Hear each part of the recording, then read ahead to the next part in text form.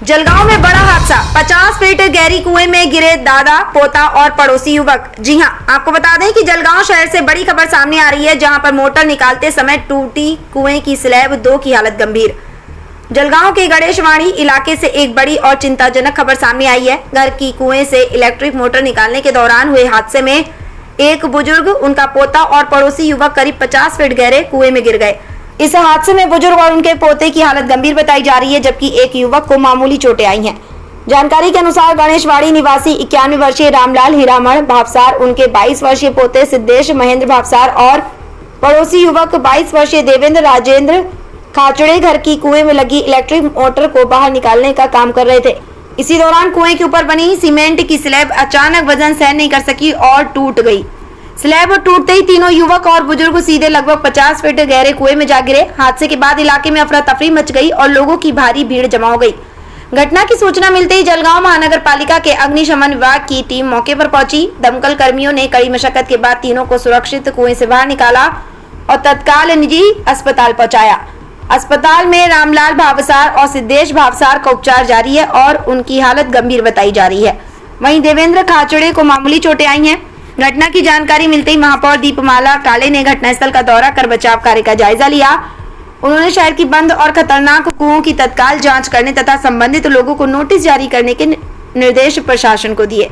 फिलहाल इस हादसे से गणेशवाड़ी इलाके में चिंता का माहौल है। प्रशासन ने नागरिकों से पुराने और जर्जर कुओं के आसपास सावधानी बरतने की अपील की है। जलगांव शहर से शाहिर तेली की report, BK time news live के लिए।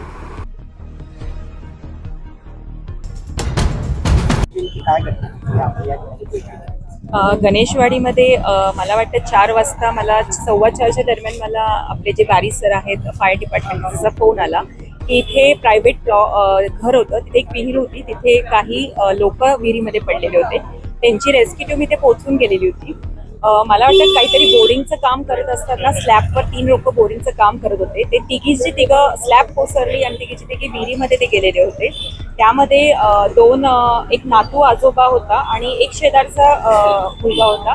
तिघं तिथे काम करत होते। आपली टीम ही लगेच पोहोचली, बारी साहेब सर इथे पोहोचले, त्यांची टीमला घेऊन दोरे, रेस्क्यू सर्व इथे आले।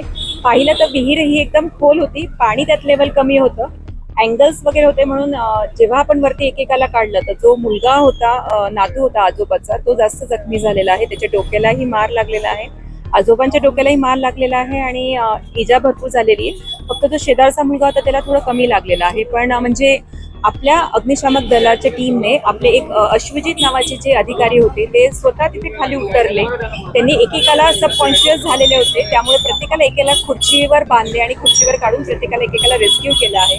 त्यामुळे टीमचं तात्पर्य आणि पटकन त्यांनी येऊन इथे डिसिजन्स घेतले आणि पटकन सर्वांना काढलं। सर्व सुखरूप निघाले आहे। पण मला असं वाटतं की महापालिका म्हणून मी मागे सुद्धा आपल्या इथे किती ओपन विहिरी आहे त्याचं एक पत्र दिलेलं होतं, त्यामुळे सर्वांना मी नोटीसही काढायला सांगितलं होत्या की महापालिकेच्या हद्दीत असतील त्यांना आपण बंदिस्त करावं आणि जे अशा ओपन प्लॉटमध्ये असतील घराच्या स्वतःच्या त्यांनाही एक नोटीस काढावी की त्या बंदिस्त करून घ्यावं। ते आजच्या ह्या इन्सिडेंटने जीवहानी ही टळलेली आहे। पण मला असं वाटतं सर्व नागरिकांना मी आवाहन करू इच्छिते, पावसाळ्याचे दिवस आहे, काही बांधकाम हे असतं हे थोडंसं कोलॅप्स होतं आणि आज ही दुर्घटना घडलेली आहे, तर कुठे पुन्हा ही दुर्घटना घडू नये म्हणून ज्यांच्याकडेही विहीर असतील प्रायव्हेटमध्ये त्या सर्वांनी बंदिस्त करून घ्याव्यात, एक वेळा चेक कराव्या की ते खरंच बंदिस्त आहे की नाही, म्हणजे हा पुन्हा जो इन्सिडेंट ते पुन्हा होणार नाही।